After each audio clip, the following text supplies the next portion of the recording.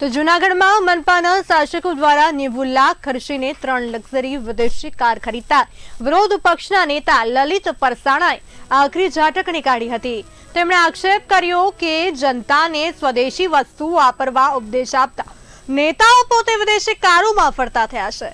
શહેરની હાલની ગાડીઓ સારી હાલતમાં હોવા છતાં નવી કારોની ખરીદી જનતાના ટેક્સના પૈસાનો દુરુપયોગ ગણાવી પરસાણાએ સવાલ ઉઠાવ્યો કે જનતાની સુવિધા માટે એક પણ કામ કર્યા વિના પોતાની સુવિધા માટે કરોડોની ખર્ચાણી કરવી શરમજનક છે।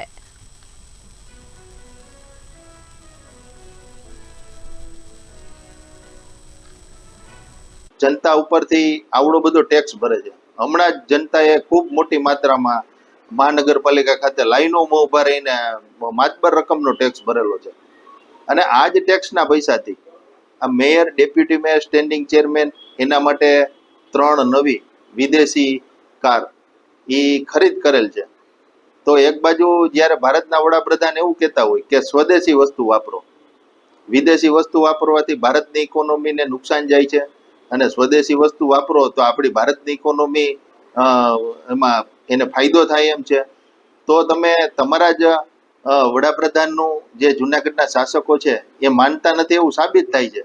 કારણ કે વિદેશી ગાડીઓ તમે 90 લાખ રૂપિયાના ખર્ચે 3 ગાડીઓ જે જનતાએ હમણાં જ વેરો ભર્યો મહાનગરપાલિકા ખાતે કે આ લોકો રાહ જોઈને જ બેઠા હતા કે મનપાની તિજોરીમાં વેરાના પૈસા આવે એટલે આપણે એના પૈસે તાત્કાલિક નવી ગાડીઓ આપણી સુવિધા પહેલા કરીએ, જનતાની